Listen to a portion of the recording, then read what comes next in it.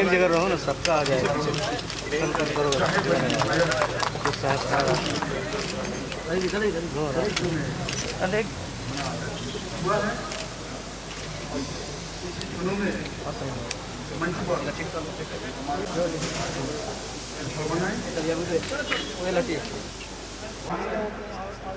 भैया थोड़ा पीछे पीछे थोड़ा सा और पीछे हो जाइए, चलिए थोड़ा और पीछे, थोड़ा सा और पीछे आप लोग हो जाइए।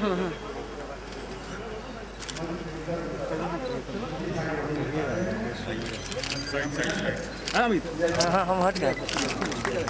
कैसे क्या करेंगे, जानते हैं आगे मीडिया के सारे लोग हैं जी। बिहार में नहीं आता। नहीं ये हरा हरा क्या मटर मटर मटर प्रोसेसिंग लास्टिंग माइनस जी इसका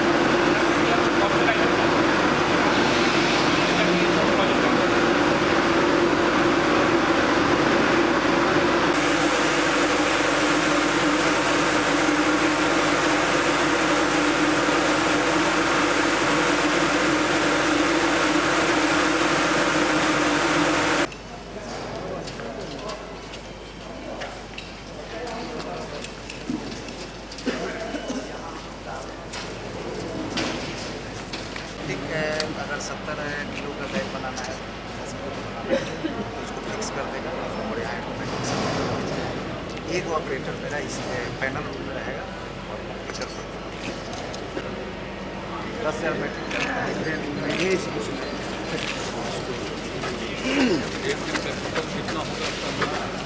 एक करने में आपको हो जाएगा सर 105।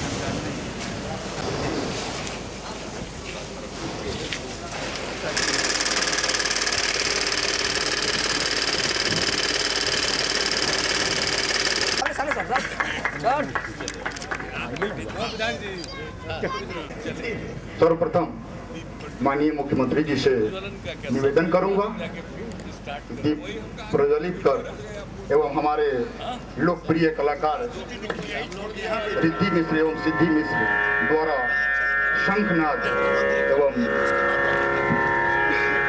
दीप प्रज्वलन के साथ इस कार्यक्रम के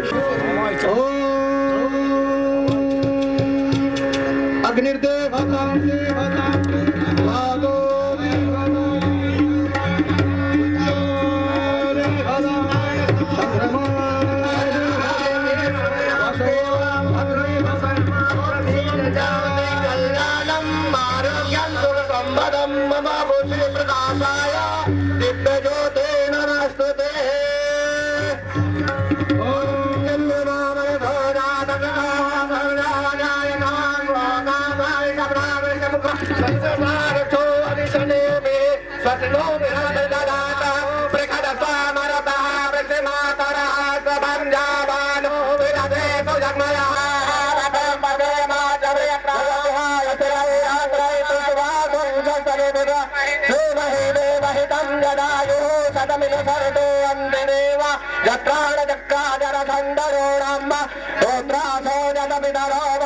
माना भजारे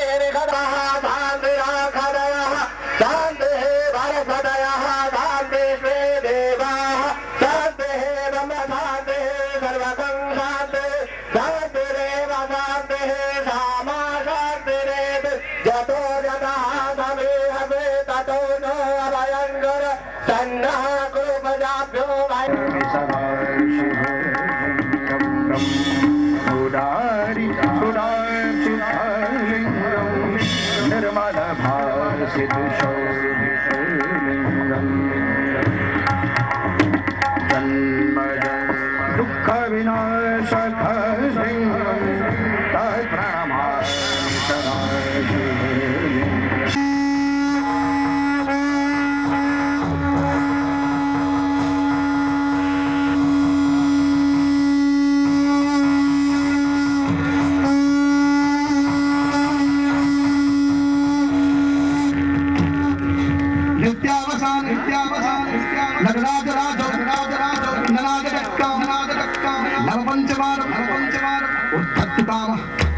सरकारी सिद्धा नेतद्विमर्शी शिवसूत्र अय्योड़ा हे होंगा हे औचा है बड़ा लारा याना काना अब है भाग चला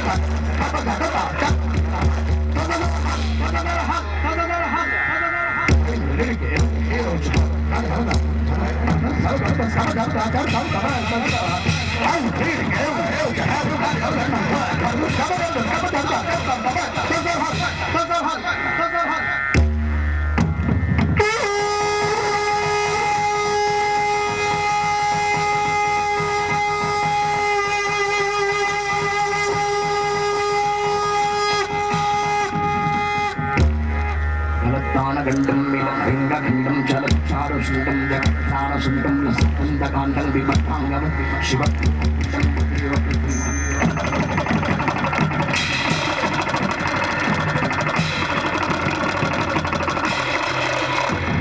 अनंतम मातंबरम तत्वमयं चिदाकारम एकं सूर्यं त्वमेयं भक्तं ममिकं परब्रह्म रूपं महाभागीतं महासेवमीं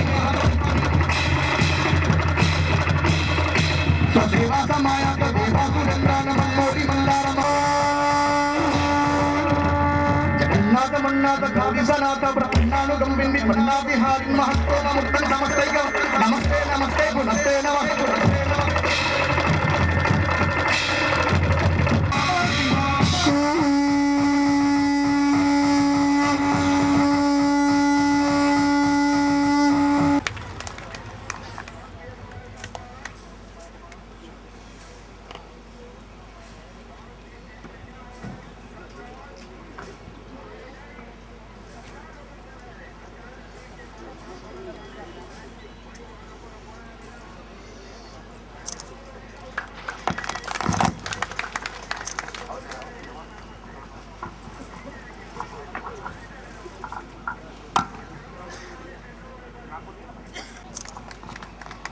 माननीय मंत्री गिरिराज बाबू को,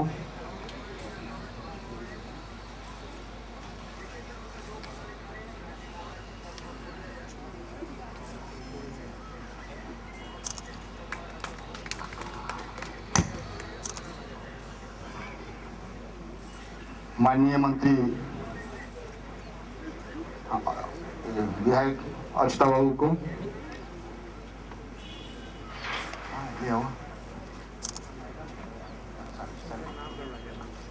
माननीय मंत्री रेणु कुशवाहा जी को, विधान पार्षद जी हाँ सर,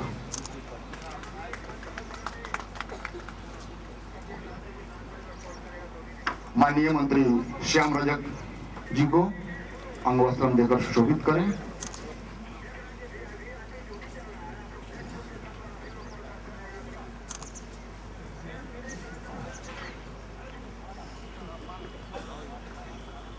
विधान परिषद के उपाध्यक्ष सलीम परवेज साहब को,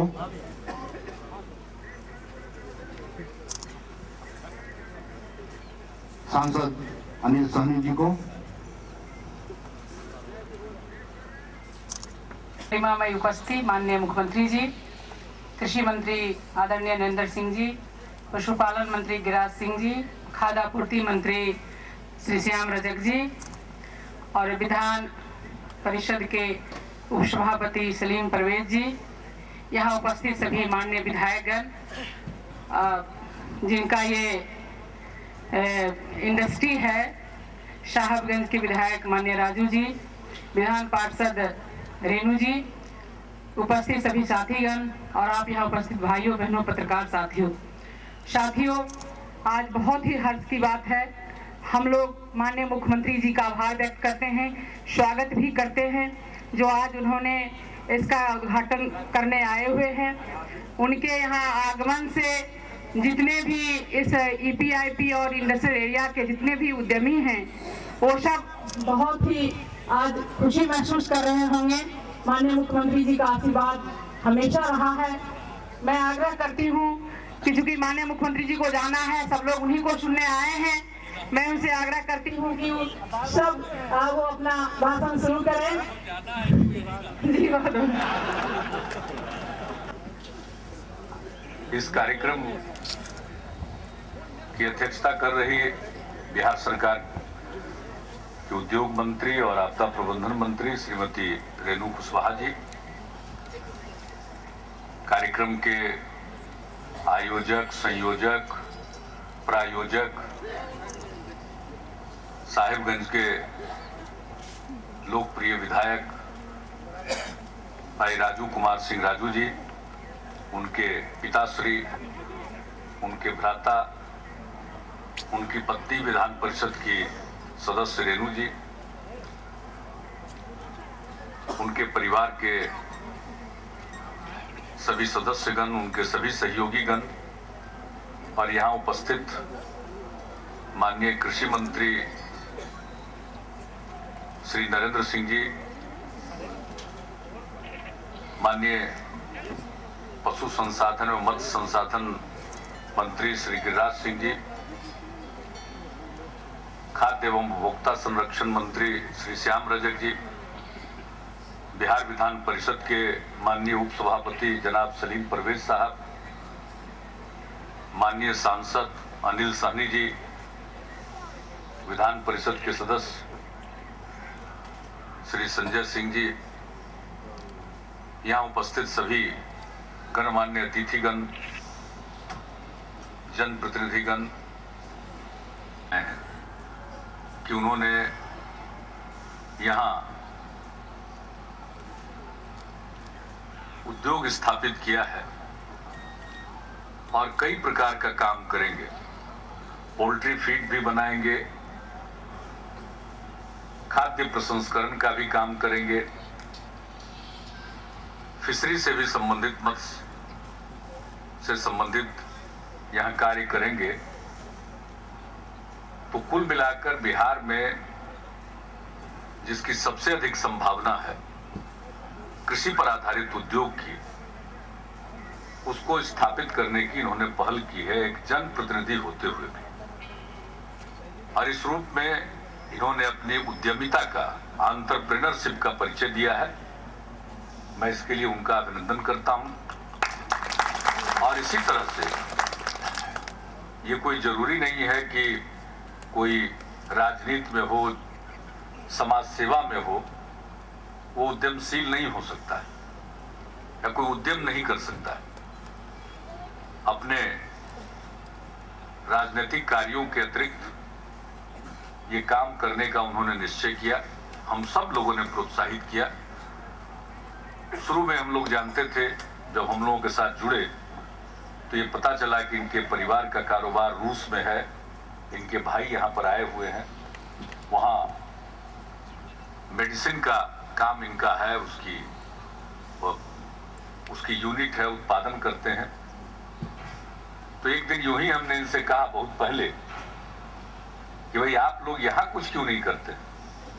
तो आज भी इनके भाई आए हुए थे तो हमारे कान में धीरे से कह रहे थे कि जरा भैया को भी कुछ कहिए ना। तो उनको भी हमने कहा कि आप भी अपना यहाँ कुछ काम कीजिए। भाई ने तो किया, और इसके अलावे चीनी मिल भी स्थापित कर रहे हैं राजू जी, हो रहा है उसका भी काम आपका। तो सब हम लोग इनको शुभकामना देने आए हैं और हमने घूम करके भी देखा है। और एक जो शिलान्यास करवाया फूड प्रोसेसिंग के लिए, जिसमें ये कई प्रकार की चीजों को प्रसंस्कृत करके उसकी पैकेजिंग करेंगे। तो ये मटर को, उसी तरह से कई सब्जियों को, तो आज हमने इनको सुझाव दिया कि हरा चना के बारे में भी देख लीजिए, पटना में बड़ा लोकप्रिय है, तो उसकी भी खपत होगी। यहाँ भी है तो यहाँ भी है तो और अच्छा है। हम लोग तो समझ रहे थे कि पटने में ज्यादा लोकप्रिय है, लेकिन वो सब जगह है। और ऐसे सीजन के टाइम में तो मिल ही जाता है, लेकिन बिना सीजन के भी अगर हरा चना मिलेगा तो जरूर उसको पसंद करने वाले लोग बिहार में हैं। तो हमने यूं ही सुझाव दिया, अगर वो लगे कि प्रॉफिटेबल है तभी कीजिएगा, नहीं तो हम लोगों के चक्कर में नहीं, कोई पार्टी का काम नहीं है। ये आप देख लीजिएगा कि अगर उसकी गुंजाइश है, संभावना है, अपने विशेषज्ञों से बात करके अगर ऐसा लगे तो जरूर उसको भी स्थापित कीजिएगा, तो हम भी एक कंज्यूमर रहेंगे उसके जरूर। तो बहुत खुशी की बात है। अब हाजीपुर में कर रहे हैं, अब कुछ लोग कहते हैं कि सुई का कारखाना नहीं लगा। पता नहीं अब सुई किस जमाने की बात हो गई, अब कारखाना लगता है खाद्य प्रसंस्करण का। इसी कॉम्प्लेक्स में बिस्कुट का लोग कारखाना लगा लिया, कोई डिटर्जेंट का कारखाना लगाए हुए है, कोई कुछ है, अनेक। और कहीं जाने की जरूरत नहीं है, लोग को हाजीपुर के औद्योगिक प्रांगण को ही देख लेना चाहिए। कितने नए नए लोग आ रहे हैं, एक माहौल बना है, और अब चारों तरफ से लोग आ रहे हैं। देखिए, उद्यम सिर्फ कोई कारखाना, लोहे पर आधारित कोई चीज बने वही कारखाना है, ऐसा नहीं है। उद्यम तो अनेक प्रकार के हैं। बिहार में कहां हम लोगों के पास आयरन ओर है, वो तो चला गया, सब झारखंड में है। यहां तो हमारे पास जो रॉ मटेरियल है वो खेत में ही पैदा होने वाली चीज है। एक जमाना था बिहार में गन्ना पर आधारित उद्योग बहुत मजबूत था, और देश में कुल चीनी का जितना उत्पादन होता था, लगभग 1/4 चीनी का उत्पादन बिहार में होता था आजादी के पहले। लेकिन अभी स्थिति बिगड़ गई और वो अब 2-3% होता है। तो इसके लिए जिम्मेवार कौन है? केंद्र की नीतियां जिम्मेवार। आजादी के बाद नीतियां इस प्रकार से बनी उद्योग के क्षेत्र में कि जो उत्तर बिहार और पूर्वी उत्तर प्रदेश गन्ना की खेती के लिए सबसे उपयुक्त स्थान था, अब उसकी जगह लोग पश्चिम के प्रांतों में और दक्षिण के प्रांतों में गन्ना का उत्पादन करने लगे, जहां पानी की किल्लत है। उन जगहों पर अगर कोई गन्ना की खेती करता है तो उसको 29 बार 30 बार पटवन का इंतजाम करना पड़ता है, पहले ही से पानी कम है। हमारे यहाँ की आबोहवा ऐसी है कि यहाँ अलग से पटवन करना भी पड़े, कभी तो 2 या 3, यानी बड़ी मुफीद जगह ये थी। अंग्रेजों के जमाने में यही वो गन्ना पर आधारित उद्योग खुले, बाद में वो पीछे पड़ गए। अब फिर से उसके लिए एक माहौल बना है। अब जब दूसरे राज्यों को आगे बढ़ाना था तो केंद्र सरकार ने नीति बना दी, ये जितना अब तो झारखंड हो गया, उस इलाके से या कहीं से माल ले जाना है, कच्चा माल, तो उस पर भाड़ा समानीकरण नीति लागू हुई। यानी वहां का माल अगर ले जाएंगे और रेलगाड़ी से जो भाड़ा लगेगा वो केंद्र सरकार सब्सिडी के तौर पर प्रदान करती थी। तो नतीजा हुआ कि टाटा एक आए, कहां से आए? स्टील का फैक्ट्री लगाने के लिए, जब और वो बाद में जमशेदपुर कहलाया, टाटा नगर कहलाया, तब उसकी जरूरत नहीं पड़ी। अब तो माल यहीं से उठ के कहीं जाने लगा। तो देश के पश्चिमी हिस्सों में और दक्षिणी हिस्सों में औद्योगिकरण तेजी से हुआ, लेकिन ये इलाके पिछड़ गए। तो चाहे वो उत्तर बिहार का हो या वो झारखंड का इलाका हो या और भी कोई गंगा के दक्षिण का इलाका हो, हर जगह जो उसकी जिस चीज की संभावना जहां थी उसको समाप्त कर दिया गया। हम लोगों ने उद्योगों को बढ़ावा देने के लिए बहुत ही आकर्षक औद्योगिक प्रोत्साहन नीति बनाई 2006 में, उसको और बेहतर किया है 2012 में। और खाद्य प्रसंस्करण के लिए तो और बेहतर नीति बनाई है, बहुत सब्सिडी देते, लोगों को पूंजी पर भी हम राजकोष से सहायता देते, ताकि इन चीजों को प्रोत्साहित किया जा सके, ज्यादा से ज्यादा लोग इस काम को करें, इसमें रोजगार के अवसर ज्यादा पैदा होते हैं। और हमारा भी एक सपना है, बिहार की मूल चीज क्या है? खेती। अगर देखिए तो बिहार की क्या खासियत है। अब खान खदान तो गया, वहां खान खदान चला गया झारखंड में, लेकिन विरासत हमारे साथ रह गया। वैशाली यहां, केसरिया यहां, बोध गया यहां, नालंदा, राजगीर, विक्रमशिला यहां, ये सब चीजें तो यहां है। तो विरासत हमारी बहुत बड़ी पूंजी है। दूसरी हमारी मिट्टी, आबो हवा, बाढ़ सुखाड़ का सामना करने के बाद भी हमारी मिट्टी का जवाब नहीं। आबो हवा अच्छी है, जाड़ा भी है, गर्मी भी है, बरसात भी है। अब बाढ़ की समस्या का भी तो हल केंद्र के पास उसकी चाबी है। नेपाल के साथ बातचीत करके करना चाहिए। तो बिहार में इन्हीं चीजों की संभावना, और सबसे बड़ी पूंजी है बिहार के लोग। यहाँ के लोग मेहनती हैं और युवा पीढ़ी मेधावी है। तो हमको इसी को आधार बनाते हुए आगे बढ़ना है, और हम लोग वही आगे बढ़ने की कोशिश कर रहे हैं। इसलिए खाद्य प्रसंस्करण को, फूड प्रोसेसिंग को और तरजीह हम लोगों ने दिया है कि यहाँ उसका रॉ मटेरियल है। और इसी के आधार पर हमने एक सपना देखा कि हर हिंदुस्तानी के थाल में बिहार का कोई न कोई व्यंजन जरूर पहुंचे। और ये सपना साकार करने के लिए ही कृषि रोड मैप हम लोगों ने बनाया। अभी 4 दिन पहले 15 तारीख को भारत के आदरणीय राष्ट्रपति जी ने हमारे कृषि मंत्री जी के हाथ में कृषि कर्मण पुरस्कार दिया।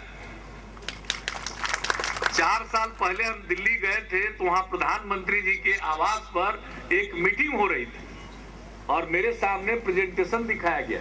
कई राज्य के मुख्यमंत्री थे, बहुत लोग थे, और उस समय जो दिखलाया गया उसके हिसाब से उत्पादकता के मामले में बिहार को बहुत पीछे दिखलाया गया था। तो हमने उनसे कुछ ज्यादा नहीं कहा, हमने कहा कब का फिगर लेके दिखा रहा है, और कुछ नहीं सवाल पूछा। तो कभी 8-7 साल पहले का फिगर लेकर दिखा रहे थे। हमने कहा अभी 2-3 साल के बाद फिर दिखाइएगा। अब 2-3 साल के बाद वो दिखाएंगे क्या? सबसे अधिक उत्पादकता के कारण बिहार को कृषि कर्मण अवार्ड मिलता है। अब किसी को कुछ दिखे नहीं तो हम क्या इलाज करें? आप ही लोग तो इलाज करते ही रहे हैं, आगे भी इलाज आप ही को करना। अगर किसी को नहीं दिखाई दे तो हम क्या करेंगे? सर जरा बताइए। बड़ा सुने थे कि स्टील फैक्ट्री वगैरह आएगा। अब कहां गया स्टील फैक्ट्री सब हम लोगों को नहीं पता। हाँ, लेकिन किसान का जमीन गायब जरूर हो गया। स्टील का फैक्ट्री तो नहीं लगा, लेकिन लोगों की जमीन गायब हो गई और कितने लोगों ने अपनी जेबें भर ली। कहना बहुत सरल है, करना बहुत कठिन है। हम करने की कोशिश कर रहे हैं और जो करते हैं सब आपके सामने, और बिला वजह जो नहीं कर सकते उसका दावा भी नहीं करते। आज हर किसी को लग रहा है कि बिहार आगे बढ़ रहा है। कुछ निराशा के मसीहा होंगे तो उनकी तो कोई सहायता नहीं कर सकता। अब अभी 3 दिन पहले लौट करके गए हैं नोबेल पुरस्कार विजेता स्टिग्लिट्स। अब स्टिग्लिट्स से कोई कहवा देगा क्या? वो खुद गए, कहां गए, गांव में गए, जहानाबाद में गए, कहां गए, हम लोग तो जान भी नहीं रहे थे। आए गए, लोगों से बात की, महिलाओं से बात किया, और बात करने के बाद जो उन्होंने देखा खेती के क्षेत्र में महिलाओं का उत्साह, कि वो उत्साह में कह गए कि भाई यहाँ की महिलाएं तो वैज्ञानिकों से भी आगे। बताइए कि कोई उनसे कहा कहने के लिए? आइए, आप उम्मीद करते हैं कि वो कह देंगे ऐसे लोग? अमेरिका से आए और अमेरिका के नीतियों की धज्जियां उड़ाकर चले गए। उन्होंने कहा कि अगर अमेरिका में स्लो डाउन हुआ, पूछ दिया हमारे डिप्टी सीएम साहब सुशील मोदी जी ने, उनको कह दिया कि जरा बताइए, आपका एक वक्तव्य देखा था खुदरा क्षेत्र में पूंजी निवेश के संबंध में। उसके बाद उन्होंने जो कहना शुरू किया, कहा कि भाई और चीज आवे या नहीं आवे, घुसखोरी का नया नया तरीका आपके यहाँ जरूर आ जाएगा। तो उनका भाषण सुनने के बाद हमने कहा कि भाई आप पूंजीवादी अर्थशास्त्री तो लगते नहीं है, आपकी बात सुन करके तो हमको लगा कि आप समाजवादी अर्थशास्त्री हैं, बहुत प्रसन्न हुए। खैर वो अलग बात, घंटों बातचीत की उन्होंने। तो ये लोग आ रहे हैं देख करके, कोई कागज पढ़ करके नहीं, सुना बहुत कुछ तो आ गए और बिहार को देखा, और बिहार को देखने के बाद वो 4 शब्द बोल कर गए। तो ये कोई कहवा देगा वैसे लोगों से? किसी को दम है कि ऐसे लोगों से कुछ कहवा देगा? उन लोगों को क्या चाहिए? तो अगर बिहार में कुछ नहीं हो रहा है तो बाहर के लोग क्यों सुनना चाहते हैं? क्यों बिहार का उदाहरण देते हैं? देखिए, बिहार एक बहुत पिछड़ा इलाका रहा है और बिहार के बारे में देश भर में और यहां तक कि दुनिया भर में नाउम्मीदी थी।